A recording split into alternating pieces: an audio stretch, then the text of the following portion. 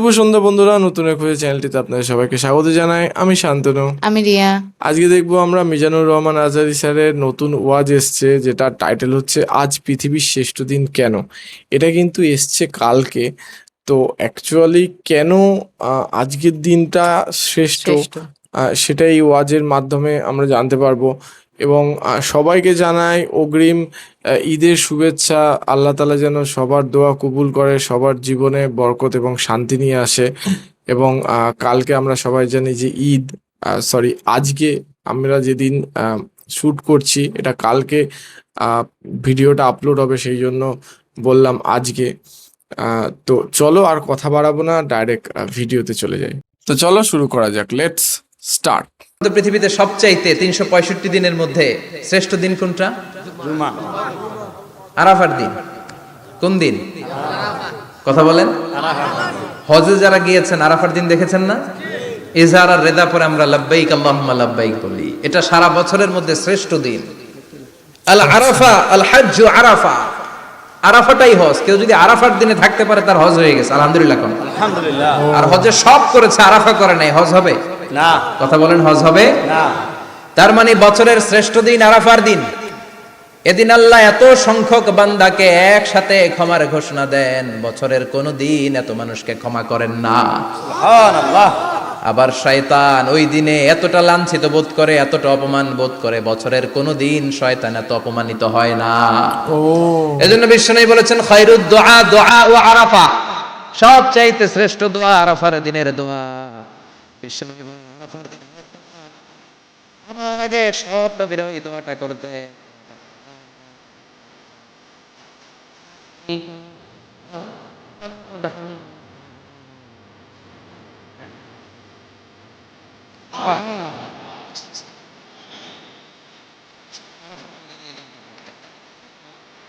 বছরের সব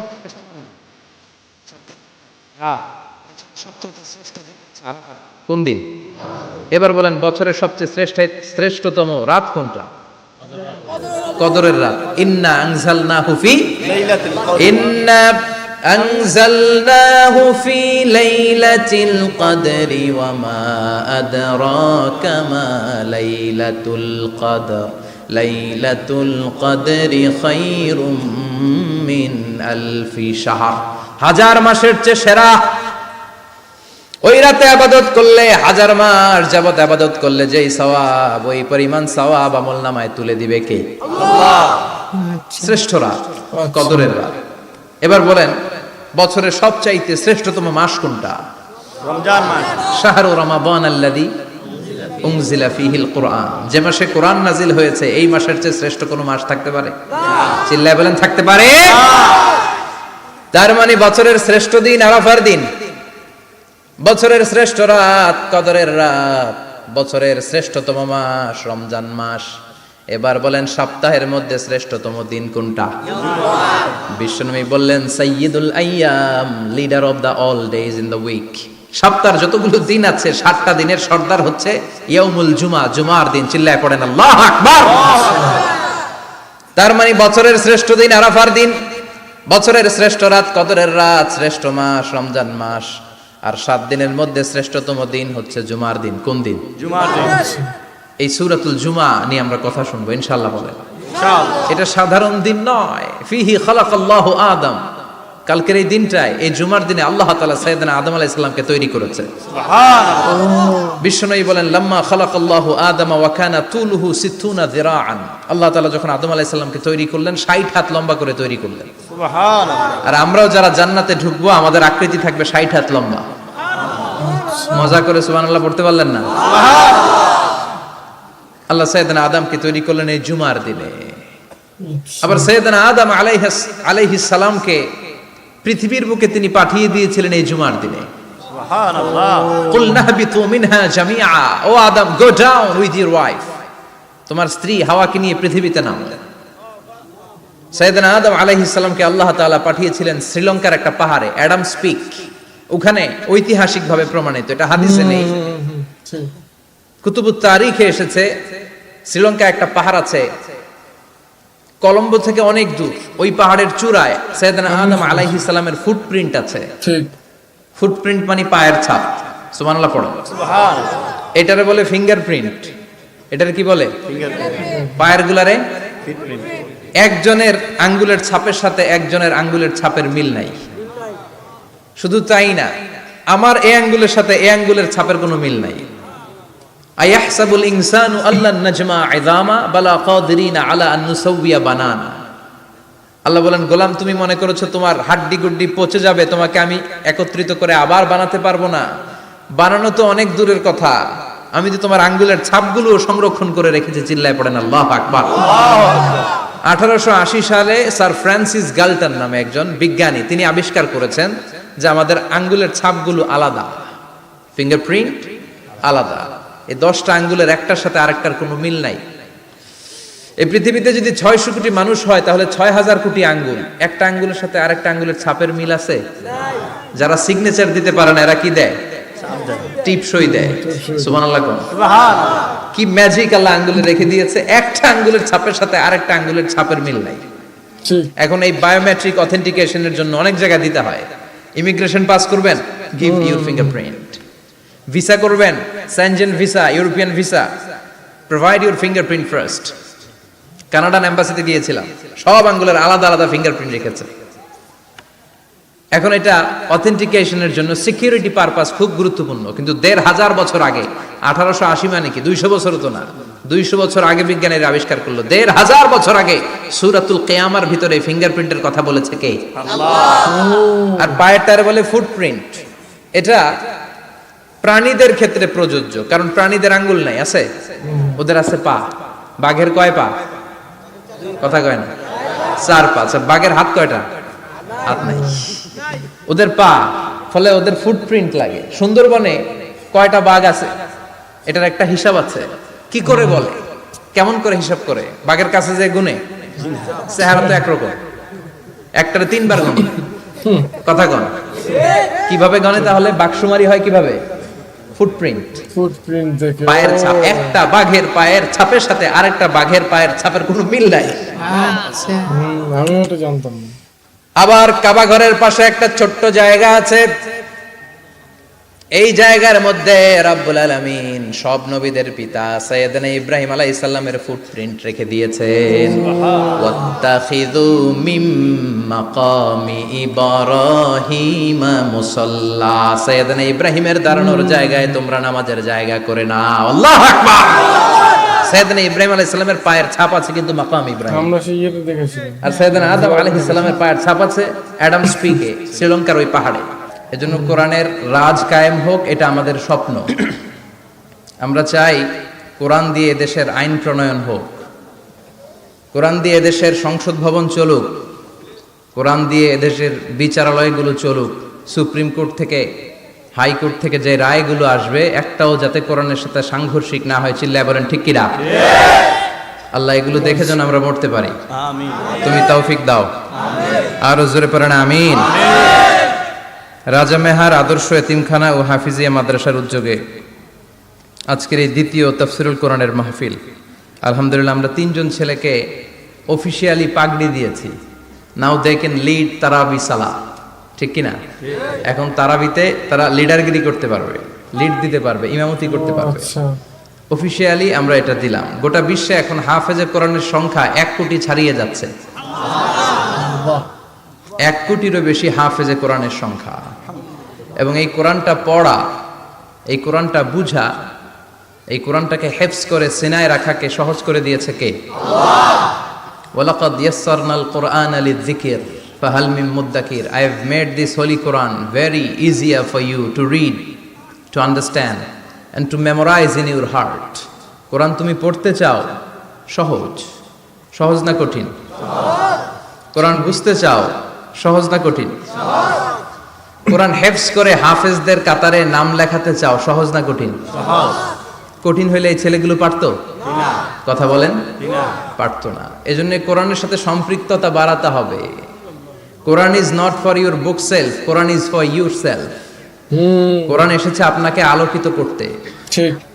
কিন্তু আমরা কোরআনটাকে শুধু বুক সেলফের মধ্যে সীমাবদ্ধ করে রেখেছি। তাও নিচের তাকে রাখেন, একেবারে উপরের তাকে, যাতে কেউ নাগাল না পায়, যাতে কেউ ধরতে না পারে। আর কোরআনের কপিগুলোর উপরে মাকড়সার বাসা আছে না নাই? আহা, সবচেয়ে নন্দিত কিতাবটা আজকে সবচেয়ে অবহেলিত, যে কিতাবটা সবচেয়ে বেশি বিকৃত হয় পৃথিবীতে, সবচেয়ে বেশি পঠিত হয়, the most read book ever in the world, সবচেয়ে বেশি যেই বইটা পড়া হয় বইটার নাম কি? এমন কোনো মুহূর্ত নাই যে মুহূর্তে কোরআনের তেলাওয়াত হয় না। আপনারা কি মনে করেন জোহরের নামাজের সময়টা মাগরিবের সময়টা সারা ওয়ার্ল্ডে একরকম? জি না। না, এখন বাজে রাজা মেহারে রাত 10টা, আমেরিকাতে বাজে সকাল 10টা।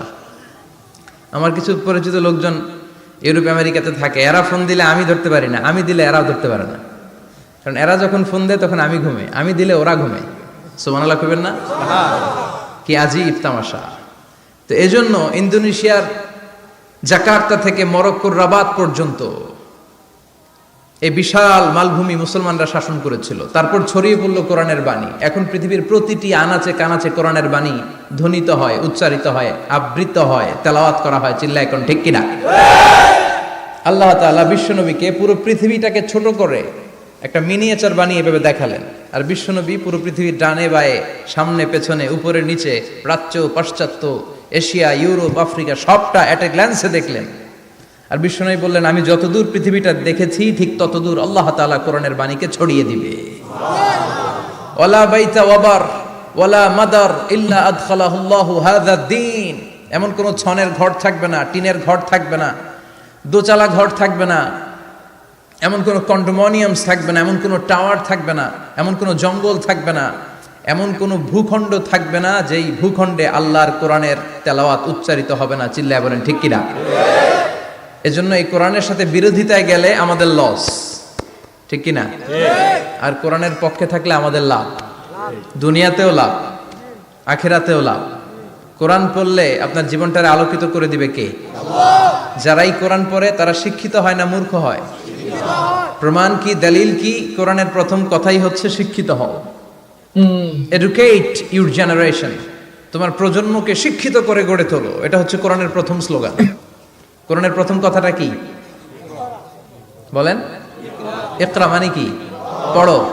আল কোরআনের প্রথম বাণী পড়ো, আল হাদিসে নবীর কথা পড়ো। আল কোরআনের প্রথম বাণী পড়ো, আল হাদিসে নবীর কথা পড়ো। পড়ে পড়ে শেখো, শিখে শিখে তুমি তোমার নিজের জীবন গড়ো। পড়েন আল্লাহু আকবার।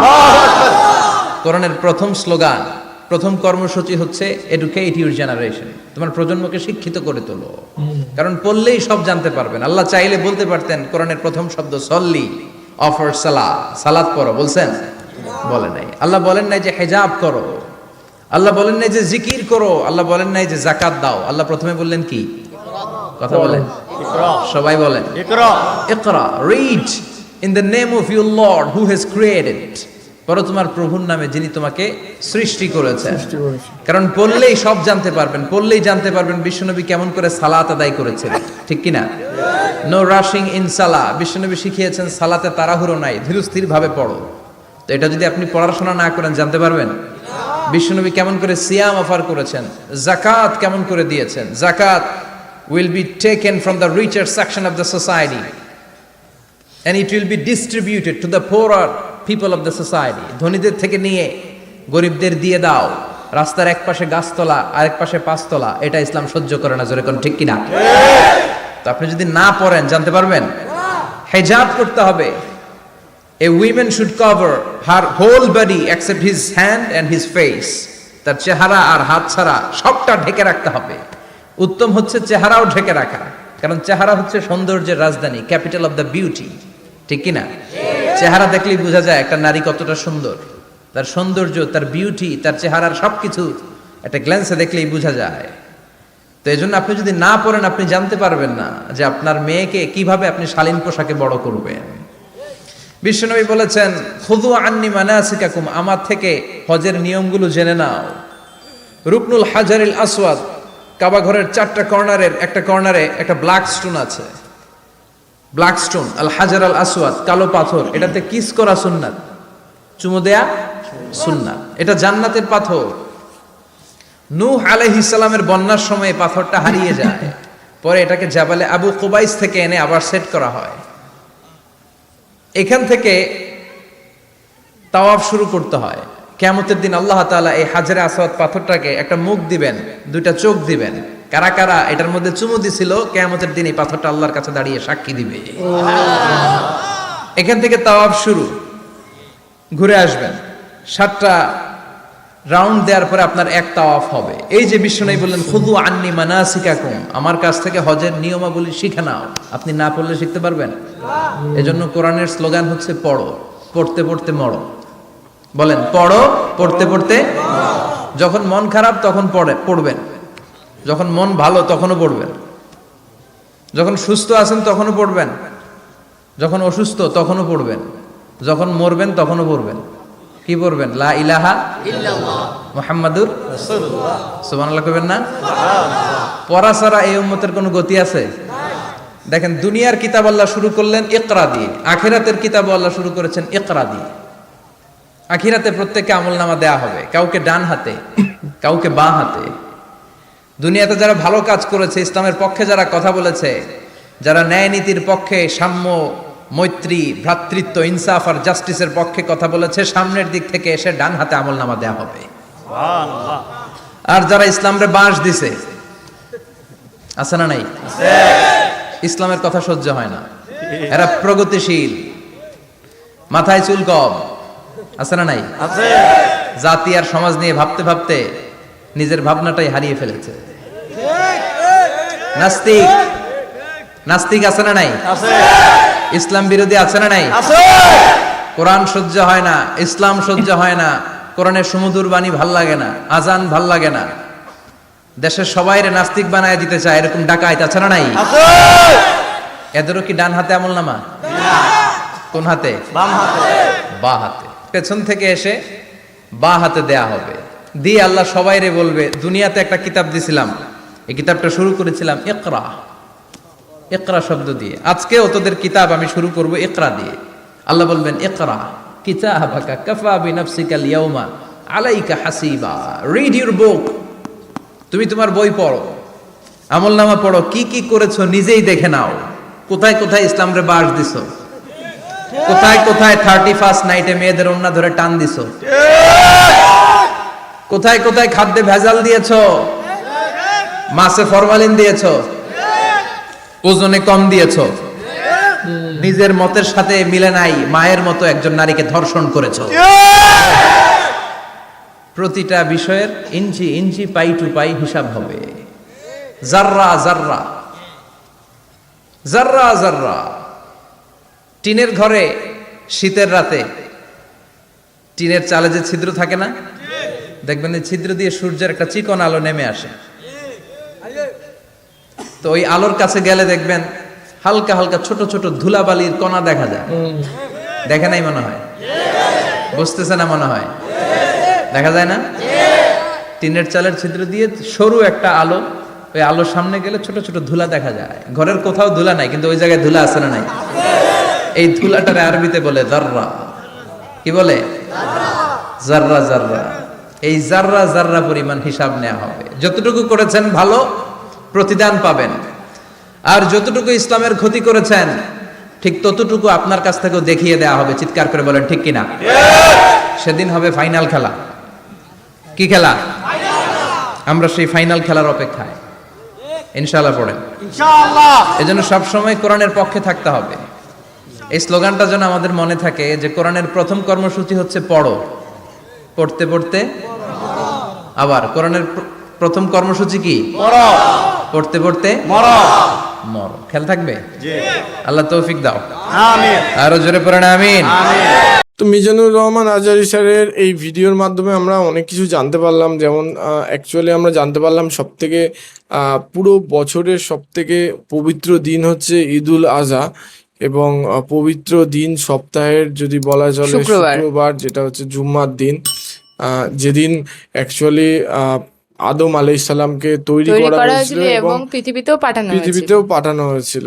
তো ঈদুল আজহা যতদূর জানতে পারা যাচ্ছে যে সেই দিন যারা মানে হজ করে তাদের মানে যত পাপ থাকে, মানে অ্যাকচুয়ালি আগের বছর যত পাপ থাকে সেটা মাফ করে দেওয়া হয় এবং সারা বছরের জন্য মানে যে পাপ মুক্ত করে দেওয়া হয়। এবং এই দিন কিন্তু মানে শয়তান যে থাকে, শয়তান প্রচুর লাঞ্ছিত বোধ করে, কারণ আল্লাহ তাআলা সবার দোয়া কবুল এবং করে এই অনেককে দিন, ক্ষমা এবং করে দেন। অনেকেই ক্ষমা করে দেন, এবং সেই দিনের হজ সব থেকে মানে ইম্পর্টেন্ট হজ বলে মনে করা মনে হয়। করা হয়।